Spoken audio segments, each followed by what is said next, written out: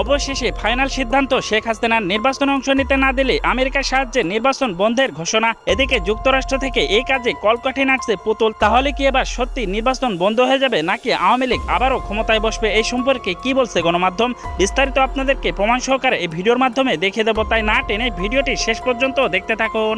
এত বড় একটা সুখবর এনেছি আপনাদের জন্য, যে কথাটা, যে বিষয়টা শোনার জন্য আপনারা অধীর আগ্রহে বসে থাকেন, যে সুখবরটা শোনার জন্য চাতক পাটির মতো তাকিয়ে আছেন, সেরকমই একটা সুখবর আজ আমি আপনাদের জন্য এনেছি। এইবার আওয়ামী লীগ তাদের ক্ষমতা দেখাতে শুরু করবে। এইবার আওয়ামী লীগ খেলতে নামবে। বাংলাদেশে এই মুহূর্তে ঠিক ক্ষমতার শেষ প্রান্তে ডক্টর মোহাম্মদ ইউনূস আওয়ামী লীগের পুনর্বাসন রাজনৈতিক দল হিসাবে তাদের যে রাজনৈতিক কার্যক্রম আছে নিষেধ, সেটা হয়তো উঠে যায়। তো আমেরিকাতে আওয়ামী লীগের বেশ কিছু লবিং ফার্ম কাজ করে যাচ্ছে। ডক্টর ইউনূসের উপর ট্রাম্প নিজেও বিরক্ত পছন্দ করেন না। তার মানে আমেরিকা আওয়ামী লীগকে নিয়ে ভাবছে। জাতীয় নির্বাচন আর মাত্র 1 মাস দূরে। ঠিক এই সময় জাতীয় নিরাপত্তা উপদেষ্টা, প্রধান উপদেষ্টার বিশেষ সহকারী আর নির্বাচন কমিশন সচিব হঠাৎ করে ঢুকে পড়লেন বিমান বাংলাদেশ এয়ারলাইন্সের পরিচালনা পর্ষদে। এটা কি কাকতালীয়, নাকি এর পেছনে আছে যুক্তরাষ্ট্র, বোয়িং আর নির্বাচনের জটিল কূটনৈতিক সমীকরণ? এই যে আওয়ামী লীগকে রাজনীতিতে ফিরিয়ে আনার জন্য অস্থির হয়েছে ট্রাম্প প্রশাসন, তারও একটা কারণ, তারা মনে করে যে এই অঞ্চল যদি ইসলামী উগ্রবাদের শিকার হয়, যদি চরমপন্থার মধ্যে পড়ে যায়, তাহলে তাদের যে বাণিজ্য সুবিধা বা তারা বঙ্গোপসাগর সহ নানা জায়গায় যেসব বাণিজ্যিক এবং নিরাপত্তার স্বার্থকে অনেকদিন আগে থেকে টার্গেট করে রেখেছে, নিশানা করে রেখেছে, সেগুলো একটা ব্যাপক অস্থিতিশীলতার মধ্যে পড়বে। কাজে ট্রাম্প প্রশাসন আবার সবসময় চেয়ে এসেছে যে স্থিতিশীল সরকার, স্থিতিশীল রাজনীতি এবং তাদের ব্যবসা বাণিজ্যের অবাধ সুযোগ। জঙ্গলের মধ্যে বাঘ যদি উপস্থিত নাও থাকে, তবুও কিন্তু যত প্রাণী থাকুক না কেন, বাঘকে নিয়ে আলোচনা করতেই হবে। বাংলাদেশের রাজনৈতিক জঙ্গলের বাঘ হচ্ছে বাংলাদেশ আওয়ামী লীগ।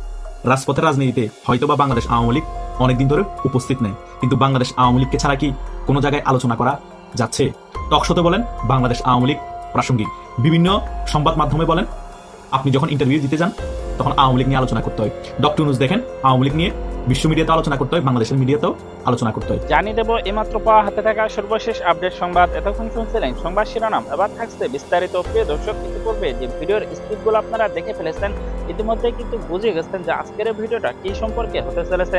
তাই আমি আর কথা বাড়াবো না, আপনাদেরকে কিন্তু সেই কাঙ্ক্ষিত ভিডিওটার দিকে নিয়ে যাবো। তার আগে একটা ছোট্ট রিকোয়েস্ট করে থাকবো, আপনি যদি আমাদের চ্যানেলে এখনো নতুন হয়ে থাকেন, তাহলে অবশ্যই চ্যানেলটাকে সাবস্ক্রাইব করে আমাদের সাথেই থাকবেন, যাতে করে এমন নতুন নতুন আপডেট নিউজ সবার আগে আপনাদের হাতে পৌঁছে দিতে পারি। তাহলে চলুন ভিডিওটা শেষ পর্যন্ত দেখতে থাকে।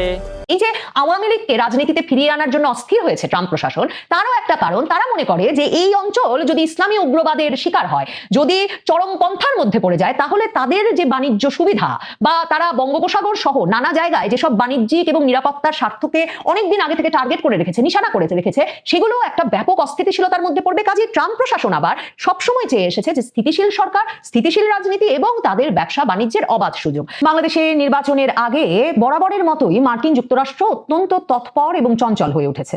বিভিন্ন প্রতিনিধিদের যেমন তারা বাংলাদেশে পাঠাচ্ছে ট্রাম্প প্রশাসন, সরকারের কর্তা ব্যক্তি এবং নির্বাচনের অংশীদার পক্ষগুলোর সঙ্গে নানা আলাপ আলোচনায়, তেমনি বাংলাদেশের জাতীয় নিরাপত্তা উপদেষ্টা খলিলুর রহমানের মতো কর্মকর্তাকে ওয়াশিংটন ডেকে নিয়ে শীর্ষ পর্যায়ের কর্মকর্তাদের সঙ্গে বৈঠক করিয়ে বার্তা পাঠানো হচ্ছে বাংলাদেশে। আবার বাংলাদেশের বিভিন্ন রাজনৈতিক দলগুলোর সঙ্গে মার্কিন যুক্তরাষ্ট্রের ট্রাম্প প্রশাসনের বিভিন্ন পর্যায়ের ব্যক্তিবর্গের টেলি বৈঠক চলছে।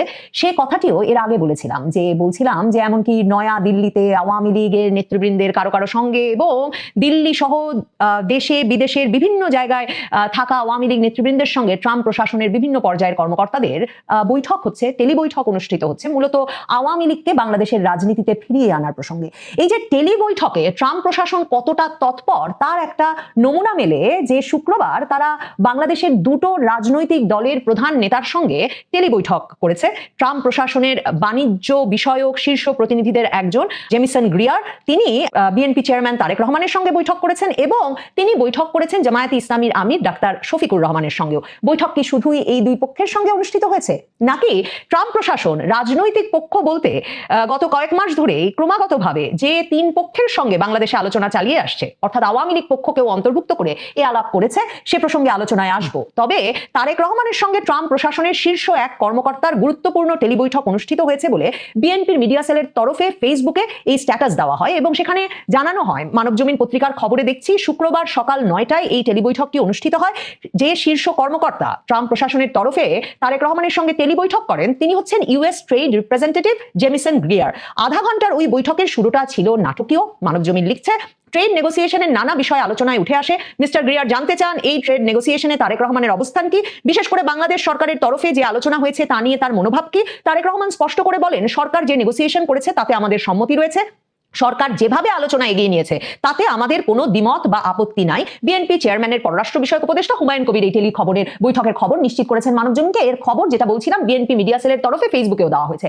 দেখেন, তারেক রহমান এই যে কবুল বলে দিলেন, মানে মার্কিন বাণিজ্য প্রতিনিধি ইউএস ট্রেড রিপ্রেজেন্টেটিভ জানতে চাইলেন সরকার যে আলোচনা আমাদের সঙ্গে করছেন তাতে আপনি সম্মত কিনা, এবং তারেক রহমান বললেন কবুল কবুল কবুল। এটা অনেকটা ওই যে বিদেশে প্রবাসী ব্যক্তির সঙ্গে কখনো দেখা সাক্ষাৎ ছাড়া দুজনের যে একরকমের দুজনেই কবুল বলে বিয়েতে সম্মত হয়ে যান, একটা চুক্তিতে সম্মত হয়ে যান, ব্যাপারটাকে অনেকটা তার সঙ্গে তুলনা করা চলে। কারণ মনে রাখতে হবে এই যে সরকারের সঙ্গে, অর্থাৎ অন্তর্বর্তীকালীন সরকার ইউনূস সরকারের সঙ্গে মার্কিন সরকারের আসলে কি ধরনের বাণিজ্য নেগোসিয়েশন চলছে সেটা সরকার কাউকে জানায়নি।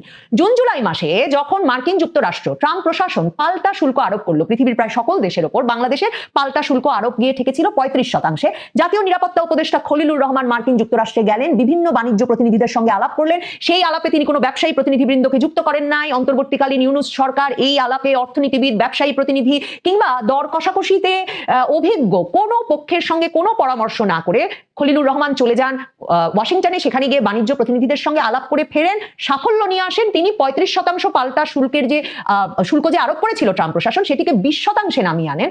কিন্তু দেশে এসে বলেন যে মার্কিন যুক্তরাষ্ট্রের সঙ্গে তার যে চুক্তি হয়েছে, যে দর কষাকষি হয়েছে, তার একটা নন ডিসক্লোজার এগ্রিমেন্ট হয়েছে। কাজেই কিসের বিনিময়ে মার্কিন যুক্তরাষ্ট্র এক কথায় শুল্ক, পাল্টা শুল্ক আরো 15% কমিয়ে দিয়েছে, সে কথা কখনো ইউনূস সরকার, অন্তর্বর্তীকালীন সরকার কোনো পক্ষকে জানাতে পারবে না। মানে আমরা জানতে পারি সরকার বোয়িং বিমান কিনবে এক বহর, আমরা জানতে পারি সরকার চড়া দামে মার্কিন যুক্তরাষ্ট্র থেকে গম কিনবে, কিন্তু আমরা জানতে পারি না যে এর চেয়েও বড় কোন এগ্রিমেন্ট, কোন বাণিজ্য চুক্তি, কোন মানে দর কষাকষিতে কি বিনিময় করে এসেছেন খলিলুর রহমান, যা তিনি এসে বলেন যে নন ডিসক্লোজার এগ্রিমেন্টের অন্তর্ভুক্ত। এহেন নন ডিসক্লোজার এগ্রিমেন্টের বিষয়ে বিএনপি বা জামায়াতে ইসলামীকে সরকার কিছু জানিয়েছে ভাববার কারণ নাই। কারণ বিএনপি, জামায়াতে ইসলামী নানা সময় উদ্বেগ প্রকাশ করার পরেও বন্দরগুলো কি শর্তে বিদেশিদের দিয়ে দেওয়া হচ্ছে এসব বিষয়ে যেমন ইউনূস সরকার কর্ণপাতও করে নাই কোনো রাজনৈতিক দলকে জানানোর বিষয়ে, তেমনি এই নন ডিসক্লোজার এগ্রিমেন্টের বিষয়েও কিচ্ছু জানায় নাই। কিন্তু এখন তারেক রহমানকে যখন ট্রাম্প প্রশাসনের ট্রেড রিপ্রেজেন্টেটিভ ফোন করেছেন, উনি সাথে সাথে বলেছেন যে সরকার যে নেগোসিয়েশন করেছে তাতেই আমাদের সম্মতি রয়েছে। জামায়াতে ইসলামীর আমিরের সঙ্গেও সাক্ষাৎ করেছেন এই জেমিসন গ্রিয়ার। তার মানে তারা কোনো একটি পক্ষকে, মানে বিএনপির তারেক রহমানকেই তারা প্রধানমন্ত্রী করতে চান তা না দেখে কোন পক্ষ নেগোসিয়েশনে কি দেবে সেটা একরকমের বিবেচনা করছে। কারণ বিশেষ করে একদম চোখের সামনে ভেনেজুয়েলার ঘটনা ঘটবার পর এটা পরিষ্কার যে মার্কিন প্রশাসনের, ট্রাম্প প্রশাসনের বাণিজ্য সবচেয়ে গুরুত্বপূর্ণ একটা আগ্রহের বিষয়, স্বার্থের বিষয়। মানে বাণিজ্য ছাড়া তাদের মাথায় কিছু নাই। এই যে আওয়ামী লীগকে রাজনীতিতে ফিরিয়ে আনার জন্য অস্থির হয়েছে ট্রাম্প প্রশাসন, তারও একটা কারণ, তারা মনে করে যে এই অঞ্চল যদি ইসলামী উগ্রবাদের শিকার হয়, যদি চরমপন্থার মধ্যে পড়ে যায়, তাহলে তাদের যে বাণিজ্য সুবিধা বা তারা বঙ্গোপসাগর সহ নানা জায়গায় যেসব বাণিজ্যিক এবং নিরাপত্তার স্বার্থকে অনেকদিন আগে থেকে টার্গেট করে রেখেছে, নিশানা করে রেখেছে, সেগুলো একটা ব্যাপক অস্থিতিশীলতার মধ্যে পড়বে। কাজে ট্রাম্প প্রশাসন আবার সবসময় চেয়ে এসেছে যে স্থিতিশীল সরকার, স্থিতিশীল রাজনীতি এবং তাদের ব্যবসা বাণিজ্যের অবাধ সুযোগ। জামায়াতে ইসলামীর আমিরের সঙ্গেও কিন্তু যুক্তরাজ্যের বাণিজ্য প্রতিনিধি জেমিসন গ্রিয়ার কথা বলেছেন। তাদের মধ্যে বৈঠকটা হয় শুক্রবার দুপুরে। জামায়াতের ভেরিফাইড ফেসবুক পেজ থেকেও সেই বিষয়টি জানানো হয়েছে। এই বৈঠকে জামায়াতে ইসলামীর আমির ডাক্তার শফিকুর রহমান একা বসেন নাই, তিনি সেই বৈঠকে তার সঙ্গে যুক্ত করে নিয়েছিলেন জামায়াতে ইসলামীর যুক্তরাষ্ট্রের মুখপাত্র professor doctor Mohammad Nakibur রহমানকেও।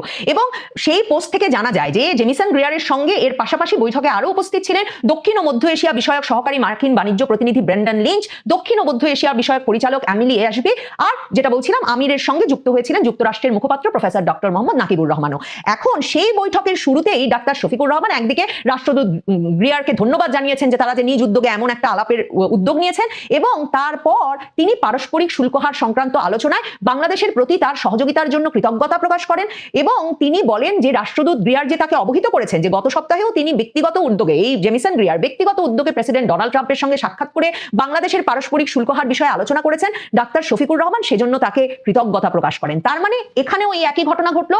Doctor Shafiqur Rahman বললেন যে শুল্ক হার বিষয়ে নিরাপত্তা উপদেষ্টা খলিলুর রহমান ট্রাম্প প্রশাসনের সঙ্গে যা আলোচনা চালিয়েছে, এমনকি গত সপ্তাহেও তিনি সেখানে ছিলেন, সেখানে আরেক দফা এই বিষয়ে আলোচনা হওয়ার কথা, যা দিয়েছেন নন ডিসক্লোজার এগ্রিমেন্টে দিয়েছেন, তারা কিচ্ছু জানেন না। কিন্তু জামায়াতের আমিরও বললেন কবুল কবুল কবুল, তিনিও রাজি, মার্কিন যুক্তরাষ্ট্রকে ইউনূস সরকার ঠিক যা দিচ্ছে সেটাই দিয়ে যেতে তারাও সম্মত। তবে জামায়াতের আমির অন্তত কিছু হোমওয়ার্ক করেছিলেন এবং তারা যে দুপক্ষের স্বার্থ সংশ্লিষ্ট বিষয়ে জেনে শুনে আলাপে বসে আলোচনা এগিয়ে নিতে চেয়েছেন, এটা অন্তত একরকম প্রমাণ করতে চেয়েছেন তাদের ভেরিফাইড ফেসবুক পোস্টে। এবং সে কারণে সেখানে দেখবেন ডাক্তার শফিকুর রহমান বলছেন পারস্পরিক শুল্ক চুক্তি বাংলাদেশ ও যুক্তরাষ্ট্রের দ্বিপাক্ষিক ও বাণিজ্য অর্থনৈতিক সম্পর্ক উন্নয়নের জন্য দৃঢ় ও শক্তিশালী ভিত্তি তৈরি করেছে। কিন্তু মনে করিয়ে দেই, ডাক্তার শফিকুর রহমান কেন বাংলাদেশের কেউ জানেন না ওই দ্বিপাক্ষিক চুক্তিতে খলিলুর রহমান কি শর্ত দিয়ে এসেছেন। জামায়াত আমির এছাড়াও বলেছেন যে আগামী ফেব্রুয়ারিতে অনুষ্ঠিতব্য জাতীয় নির্বাচনের পর যদি বাংলাদেশ জামায়াতে ইসলামী সরকার গঠন করে, তবে তার দল এই চুক্তির পূর্ণ বাস্তবায়ন অব্যাহত রাখবে এবং যুক্তরাষ্ট্রের সঙ্গে বাণিজ্য ও বিনিয়োগ সম্পর্ক আরো গভীর করতে আন্তরিকভাবে কাজ করবে।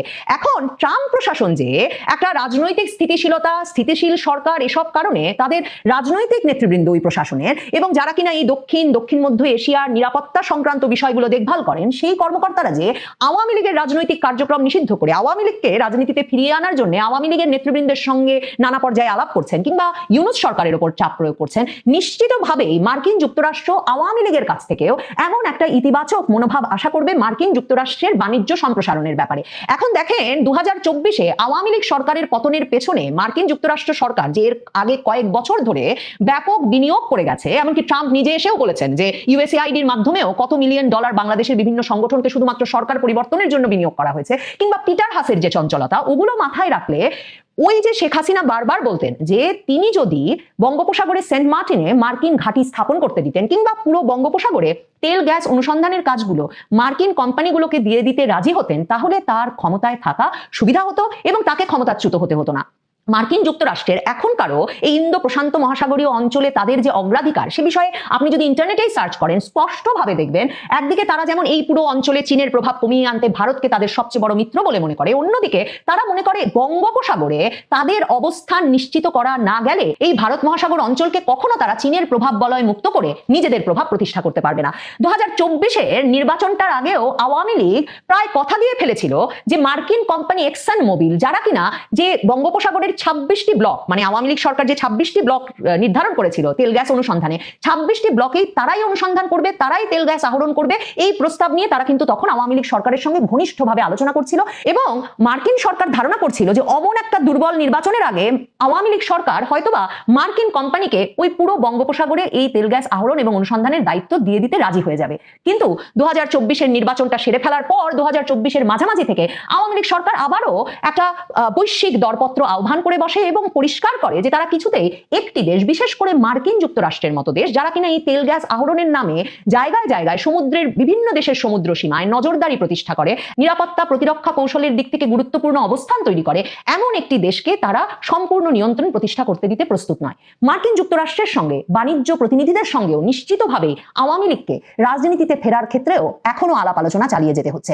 বাংলাদেশের গুরুত্বপূর্ণ রাজনৈতিক পক্ষগুলো এবং এই অন্তর্বর্তীকালীন সরকার যখন যে কোনো কিছু দিয়ে দিতে প্রস্তুত, বিশেষভাবে এই অন্তর্বর্তীকালীন সরকারই যখন বাংলাদেশের শক্তিশালী রাজনৈতিক দলগুলোর জন্যও এমন একটা পরিস্থিতি তৈরি করেছে যে মার্কিন যুক্তরাষ্ট্রের জন্য যে কোনো কিছু দিয়ে দিতে তাদেরকে প্রস্তুত থাকতে হবে, তখন আওয়ামী লীগের নেতৃবৃন্দের সঙ্গে মার্কিন প্রতিনিধিদের যত আলাপ, সে আলাপেও এই বাণিজ্য সুবিধার বিষয়গুলো আলোচিত হচ্ছে, তা একরকম নিশ্চিত আওয়ামী লীগকে সম্ভবত বাংলাদেশের রাজনীতিতে ফিরতে হলে তাদেরকেও কোনো বিষয়ে কবুল কবুল কবুল বলতে একরকমের রাজি হতে হবে, না হলে দেশে ফেরার পথটা নিশ্চিতভাবেই আরো সংকুল হয়ে থাকবে আওয়ামী লীগের জন্য। জঙ্গলের মধ্যে বাঘ যদি উপস্থিত নাও থাকে, তবুও কিন্তু যত প্রাণী থাকুক না কেন, বাঘকে নিয়ে আলোচনা করতেই হবে। বাংলাদেশের রাজনৈতিক জঙ্গলের বাঘ হচ্ছে বাংলাদেশ আওয়ামী লীগ। রাজপথের রাজনীতিতে হয়তোবা বাংলাদেশ আওয়ামী লীগ অনেকদিন ধরে উপস্থিত নেই, কিন্তু বাংলাদেশ আওয়ামী লীগকে ছাড়া কি কোনো জায়গায় আলোচনা করা যাচ্ছে? টকশোতে বলেন বাংলাদেশ আওয়ামী লীগ প্রাসঙ্গিক, বিভিন্ন সংবাদ মাধ্যমে বলেন, আপনি যখন ইন্টারভিউ দিতে যান তখন আওয়ামী লীগ নিয়ে আলোচনা করতে হয়। ডক্টর ইউনূস দেখেন আওয়ামী লীগ নিয়ে বিশ্ব মিডিয়াতে আলোচনা করতে হয়, বাংলাদেশের মিডিয়াতেও আলোচনা করতে হয়। এই ডাস্টবিন শফিক বলেন, তার মুখে সবসময় আওয়ামী লীগ নিয়ে আলোচনা। শুধু তাই নয়, আওয়ামী লীগ নিয়ে ডক্টর ইউনূস সরকার এত পরিমাণ বিপাকে আছে, এত পরিমাণ চাপ নিচ্ছে, কল্পনা করতে পারবেন না। পরিস্থিতি খুবই ভয়াবহ। বিশ্বের বাঘা সকল মানবাধিকার সংস্থা, বিশ্বের সকল বাঘা দেশ এই আওয়ামী লীগের বিষয় নিয়ে অনেক আগে থেকে সরব হয়ে আছে। ডক্টর ইউনূস সরকারকে অনেক বেশি চাপ দিচ্ছে। ডক্টর ইউনূস সরকার যদি নির্বাচিত কোনো রাজনৈতিক দল হতো, এতদিনে বাংলাদেশ আওয়ামী লীগের উপর নিষেধাজ্ঞা তুলে ফেলতো এবং বাংলাদেশ আওয়ামী লীগকে রাজনীতি করার সুযোগ দিত। এখন ডক্টর ইউনূস নির্বাচিত সরকার নেওয়ার ফলে এবং ডক্টর ইউনূসের বয়স হয়ে গিয়েছে, তিনি আর বেশি দিনও বাঁচবে না এবং বেশি দিনও ক্ষমতায় নেই। সেই কারণে তিনি এ সকল বিষয় তোয়াক্কা করছেন না, কিন্তু চাপ ফেস করছে। তিনি চিন্তা করছে আমি আর কয়দিন বা ক্ষমতায় থাকবো, আমাকে চাপ দিও কি হবে, আর কয়দিন বা বাঁচবো, আমার রেজিম চেঞ্জ হলো কি হবে। এই সকল বিষয় চিন্তা করে তিনি আওয়ামী লীগের কার্যক্রমকে সচল করছে না এবং আওয়ামী লীগকে নির্বাচনে অংশগ্রহণ করতে দিচ্ছে না। কিন্তু হয়তোবা আপনি এগুলা চাপ সহ্য করে 1 মাস কাটিয়ে দিলেন, 12ই ফেব্রুয়ারি একটি পাতানো নির্বাচন দিয়ে জামাত বা বিএনপির হাতে ক্ষমতা তুলে দিলেন। দেশের পরিস্থিতি কিভাবে কল্পনা করেছেন এই পাতানো নির্বাচনের ফলে? যে সরকার আসবে সে সরকার কি দেশ চালাতে পারবে? আপনি যে সকল চাপ ফেস করতেছেন, কিন্তু একটা রাজনৈতিক দল আসলে সে সকল চাপ কি ফেস করতে পারবে? কারণ রাজনৈতিক দলকে কূটনীতিকভাবে যদি সকল দেশে এবং সকল মানবাধিকার সংস্থা, জাতিসংঘ সহ যদি চাপ প্রয়োগ করে, ওই দেশ তো দুর্ভিক্ষ কবলিত হয়ে যাবে। কারণ বিশ্বের কোনো দেশ থেকে যদি বলে আওয়ামী লীগের উপর কার্যক্রম নিষেধাজ্ঞা না তুললে দেশের মধ্যে কি গণতান্ত্রিক প্রক্রিয়া ফিরে না আসলে আমরা আপনাদের সাথে কোনো ব্যবসা বাণিজ্য করবো না। ভারত যদি বলে আওয়ামী লীগের উপর নিষেধাজ্ঞা তুলতে হবে, রাজনীতি করার সুযোগ দিতে হবে এবং শেখ হাসিনার নামে যত মিথ্যা মামলা আছে সকল মিথ্যা মামলা তুলে নিতে হবে, শেখ হাসিনাকে আমরা বাংলাদেশে পাঠাবো, শেখ হাসিনাকে কোনোভাবে হ্যারাসমেন্ট করা যাবে না, গ্রেপ্তার করা যাবে না। আর যদি সেটা না মানেন আমরা আকাশপথ বন্ধ করে দিব, আপনাদের সাথে ব্যবসা বাণিজ্য সকল কিছু বন্ধ করে দিব, গঙ্গা চুক্তি করবো না, আরো যত চুক্তি আছে সকল চুক্তি বাতিল করে দিব। তখন কি করবেন? তখন বাংলাদেশ চলবে কি করে?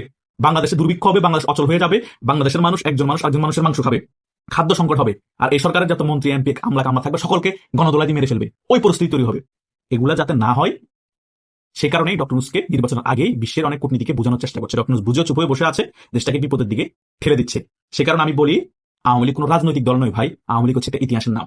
বাংলাদেশ আওয়ামী লীগ রাজনীতিতে নাই মানে বাংলাদেশে গণতান্ত্রিক শূন্যতা আছে, বাংলাদেশের মধ্যে কোনো গণতান্ত্রিক প্রক্রিয়া নাই। বিশ্বের সকল দেশে বুঝতে পারছে যে আওয়ামী লীগের এখন কি জনসমর্থন আছে। হয়তোবা 16 বছর শাসন আমলের কারণে হয়তোবা কিছু আচরণ করেছে, এমন কিছু দমন নিপীড়ন করেছে, সে কারণে কিছু জনগণ ক্ষুব্ধ হয়েছে। তার মানে এই না যে বাংলাদেশে 18 কোটি মানুষই আওয়ামী লীগের উপর ক্ষুব্ধ।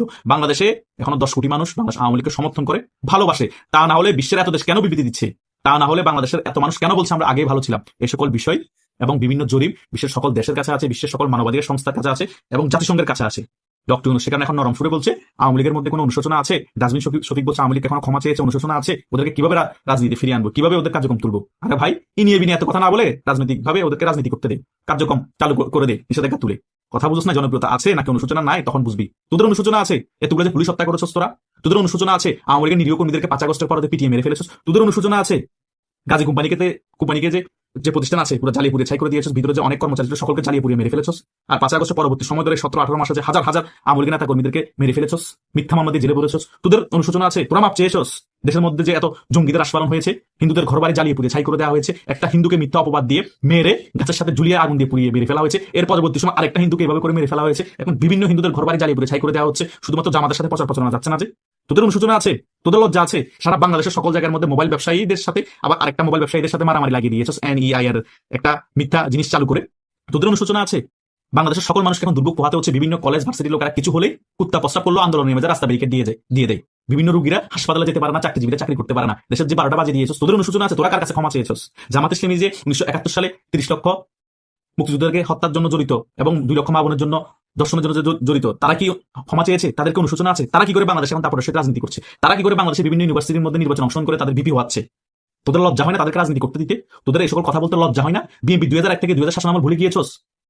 একসাথে যে 64 জেলার মধ্যে 63 জেলায় সিরিজ বোমা হামলা হয়েছে, রমনার বটমূলে সিরিজ বোমা হামলা হয়েছে, শাহেখ আব্দুর রহমানের জন্ম হয়েছে বিএনপির আমলে, বাংলা ভাইয়ের জন্ম হয়েছে বিএনপির আমলে, হাওয়া ভবনের জন্ম হয়েছে বিএনপির আমলে, 21 আগস্টে গ্রেনেড হামলা করিয়ে গণহত্যা চালানো হয়েছে আওয়ামী লীগের শীর্ষ পর্যায়ে নেতাদেরকে, শেখ হাসিনাকে মেরে ফেলতে চাওয়া হয়েছিল। শেখ হাসিনা এখন এক কানে শোনার গ্রেনেডের আওয়াজের কারণে। তো তোদের কি লজ্জা আছে? বিএনপি তাপরশীল রাজনীতি করছে, ক্ষমতাও চলে আসবে, জামাতও তাপরশীল রাজনীতি করছে, ক্ষমতা চলে আসবে। সকল রাজনৈতিক দল হাতে রক্ত আছে, সকলে রাজনীতি করতে পারবে, কেউ ক্ষমা না চায়। আওয়ামী লীগ হত্যা করেছে, কিভাবে করেছে না করেছে কোনো প্রমাণ নাই, জাস্ট পুলিশে হত্যা করেছে, শেখ হাসিনাকে অর্ডার দিয়েছে, এই কারণে নাকি আওয়ামী লীগকে ক্ষমতা দিতে হবে। বাটপারি মারাস, দেশের জনগণকে চোদু বানাস, এই বলদার ঘরের বলদা তোরা বলদার ঘরের বলদা না হলে এগুলো বলতি না। বাংলাদেশের মানুষ তরুণরা সকল ইতিহাস জানে কোন শাসন আমল কেমন ছিল, কার হাতে রক্ত ছিল না। এই ডক্টর ইউনূস যে ক্ষমতা আসছে, গোপালগঞ্জে যে আর্মিকে নির্দেশ দিয়ে 6 জনকে হত্যা করা হয়েছে, তোরা কি ক্ষমতা অপব্যবহার করস নাই? তোরা কি গণহত্যাকারী না? তোদের কি অনুশোচনা আছে? তোরা কি ক্ষমা চেয়েছস? তোরা কোন কাজটা করস নাই? সকল কাজই করেছস। শেখ হাসিনা 16 বছর শাসন আমলে যা করে নাই, তোরা 17-18 মাসে তা করে দেখিয়েছস। এবং বিএনপি 2001 থেকে 6 সালের শাসন আমলে তা করে দেখিয়েছে। আর জামাত ইসলামী কি করতে পারে সেটা আমরা 1971 সালে দেখেছি। কোন রাজনৈতিক দল দুহা তুলসী পাতারে বেটা? কোন রাজনৈতিক দলের মধ্যে ফেসিস্ট আচরণ নাই? তোরা বলে অন্তর্বর্তীকালীন গর্ভধারণী সরকার, তো তোরা অন্তর্বর্তীকালীন গর্ভবতী যদি সরকার হস, তো তোরা ফেসিস্ট আচরণ করলি কেন? তোরা তো জনগণের সরকার হওয়ার কথা। তোরা বানাইছস এনসিপি, জামাতের বি টিম সি টিম বানাই দেশের মধ্যে দুর্নীতির অভয়ারণ্য তৈরি করছস, বিভিন্ন জায়গায় হুমকি দামকি দিয়ে টাকা কামাইছস। এগুলো হাজার হাজার কোটি টাকার মালিকের টোকাইগুলা, এই টোকাইগুলা বিভিন্ন টকশো দেশে কান্নাকাটি করতো। হাতিয়ার মধ্যে সবচেয়ে ভাঙ্গা বাড়িটা আমার। এখন সে ভাঙা বাড়ি এখন 5 তলা বাড়ি হয়ে গিয়েছে, টাকার অভাব নাই, তার বাপের থেকে তার সম্পত্তি বেশি। 1-2 কোটি টাকার গাড়ি, এই টোকাইগুলা কোথা থেকে পাই? কথা বুঝেন নাই? এগুলা বললে আমরা স্বৈরাচারের দোষর, এগুলা বললে আমরা ফেসিস্ট হয়ে যাই। আর আওয়ামী লীগ কি মাল ডক্টর হারে টের পাচ্ছে, আর আওয়ামী লীগের কি সম্পৃক্ততা আছে এবং জনসমর্থন আছে সেটা হারে টের পাচ্ছে। আওয়ামী লীগ রাজপথে না নেমেও আওয়ামী লীগের খেলা খেলছে এবং আওয়ামী লীগ কি লেভেলে খেলা খেলতে পারে রাজপথে না নেমে ডক্টর ইউনূস এখন চাপ সহ্য করতে না পেরে বুঝতে পারছে হয়তোবা এই চাপের ঠেলা নির্বাচনের আগে হার্ট অ্যাটাক করতে পারে। আশা করছি আপনারা সকল বিষয় বুঝতে পেরেছেন। প্রিয় দর্শক, এই ভিডিওটা আপনাদের কাছে কেমন লাগলো? যদি বিন্দু পরিমাণ ভালো লেগে থাকে তাহলে অবশ্যই চ্যানেলটাকে সাবস্ক্রাইব করে আমাদের সাথেই থাকবেন, যাতে করে এমন নতুন নতুন আপডেট নিউজ সবার আগে আপনাদের হাতে তুলে দিতে পারি। তাহলে সবাই ভালো থাকবেন, সুস্থ থাকবেন। দেখা হচ্ছে পরবর্তী কোনো আপডেট নিউজ নিয়ে।